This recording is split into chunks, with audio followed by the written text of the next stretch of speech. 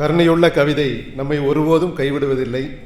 எல்லா சொற்களும் பொருள் குறித்தனவே. சரியாக 4 நிமிடங்கள் முடித்து விடலாம். ஐயா அவர்கள் பேச வேண்டும்.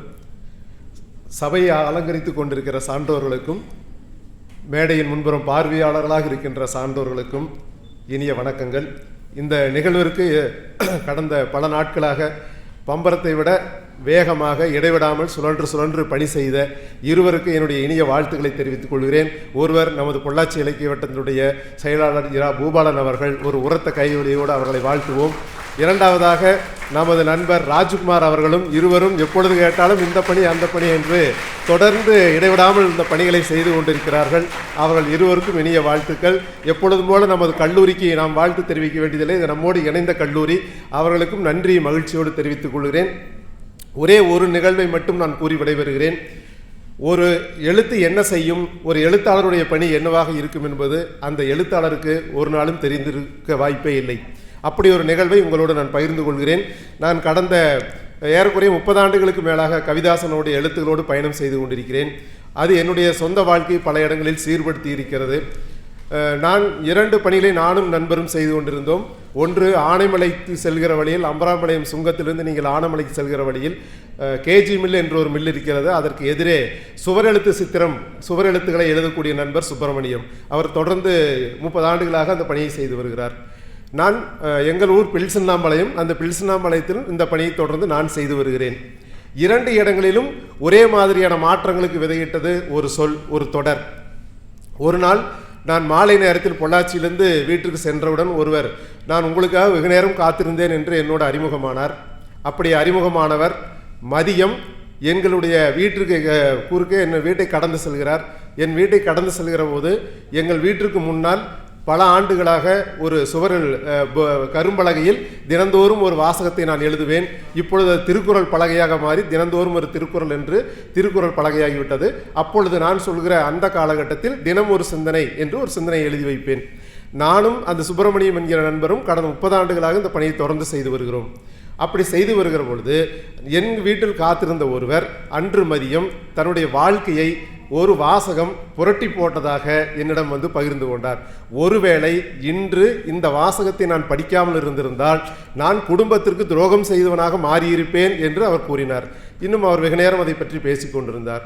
அது எனக்கு ரொம்ப ஆச்சரியமாக இருந்தது. ஒரு வாசகம் எப்படி அவருடைய வாழ்க்கையை மாற்றி அமைக்கும் என்று.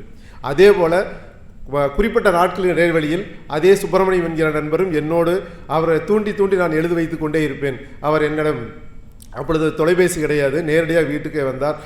அம்சுகோபால், ஒரு வாசகமே ஒரு வாழ்க்கையே மாற்றிவிட்டதாக என்னோடு வந்து ஸ்வீட்டெல்லாம் வாங்கிட்டு வந்து கொடுத்தாரு. அந்த வாசகம் அவருடைய வாழ்க்கையிலும் அன்று மதியம் அவர் ஒரு பேருந்து ஓட்டுநர், எட்டி பார்த்து அதை படிக்கின்றார். படித்தவர் மனம் மாறுகிறார். அன்று நேராக வீட்டுக்கு வந்து விடுகிறார். அவர் எந்த தவறை செய்ய வேண்டும் என்று ஆழ்மனது தூண்டிக்கொண்டே இருந்ததோ அந்த வாசகம் அவருடைய ஆழ்மனதிலிருந்து அகற்றி அவருடைய வாழ்க்கையை நேர்மைப்படுத்தியது. இந்த வாசகத்தை நானும் என்னுடைய இளமை காலத்திலிருந்து அவ்வப்பொழுது என் ஆழ்மனதிற்குள் சரியாக சொல்லிக்கொள்வேன். நேற்று வரைக்கும் இந்த வாசகத்தை நான் கூறிக்கொண்டேதான் இருக்கிறேன். நாளைக்கும் இந்த வாசகம் பயன்படும். மாணவர்களே, காலையில் கட்டுரை வாசித்த நண்பர்கள் அனைவரும் சிறப்பாக வாசித்ததைப் போலவே மாணவர்களுக்கு சில செயல் திட்டங்களையும் நாம் கொடுத்தோம். ஒன்று, தினசரி நன்றி எழுதுவது. இரண்டாவது, அடுத்த பிறந்தநாள் ஒவ்வொருவருடைய பிறந்த நாளுக்கும் ஒரு புத்தகத்தை வெளியிடுவது. 2 குறிக்கோள்களை நாம் இன்று எடுத்து செல்வது என்று காலையில் நாம் முடிவு செய்தோம். அந்த வாசகம் என்னவாக இருக்கும் என்று நீங்கள் ஆவலுடன் காத்திருக்கிறீர்கள். நான் சொல்கிறேன், மாணவர்களும் இந்த வாசகத்தை ஆழ்மனதிற்குள் பதித்துக் கொள்ளுங்கள். காலம் எல்லா இடங்களிலும் இந்த வாசகத்திற்கு சரியான நேரத்தை எதிர்பார்த்து கொண்டே இருக்கும். எப்பொழுதும் எல்லா வயதினருக்கும் அந்த வாசகத்தை நான் படிக்கின்றேன். சபலம் என்பது சிலந்தி வலை, சிறுத்தைகள் அதிலே விழுவதில்லை. இதுதான் அந்த வாசகம். சபலம் என்பது சிலந்தி வலை, சிறுத்தைகள் அதிலே விழுவதில்லை. இது கவிதாசன் எழுதியது என்று எனக்கு தெரியாது. ஆக மொத்தம் அந்த வாசகம் அவர் மாற்றி இருக்கிறது. எழுதி வைத்த எனக்கும் அது யாரு என்று தெரியாது. ஏதோ ஒரு புத்தகத்தில் படித்த நினைவில் அதை எழுதி வைத்து விடுகிறேன். நேற்றைக்கு அவரிடம் உறுதி செய்து கொண்டேன், இது நீங்கள் எழுதியது தானே என்று. அப்போ ஒரு எழுத்தாளர் எத்தனை குடும்பங்களை மாற்றி இருக்கிறார் என்பதற்கான எடுத்துக்காட்டுது. இவருடைய எழுத்து எவ்வளவு பேரை வாழ்க்கையை திசை மாற்றி சரியான திசையில் கொண்டு வந்திருக்கிறது என்பதற்கான எடுத்துக்காட்டு. எல்லா சொற்களும் பொருள் குறித்தனவே, எல்லா சொற்களும் வாழ்க்கையை செழுமைப்படுத்தக்கூடியதே. அப்படிப்பட்ட எழுத்துக்களை படித்துக் கொண்டிருக்கும் கவிதாசன் ஐயா அவர்களுக்கு மனமார்ந்த நன்றியை தெரிவித்துக் கொண்டு, நீங்கள் எதிர்காலத்தில் மிகச்சிறந்தவர்களாக வருவதற்கு இவருடைய புத்தகங்கள் உதவும். தினசரி படியுங்கள், நம்முடைய வாழ்க்கையை செழுமைப்படுத்தும். எல்லா சொற்களும் பொருள் குறித்தனவே. நன்றி, மகிழ்ச்சி. சபலம் என்பது சிறுத்தைகளை சிறுத்தைகள் அதிலே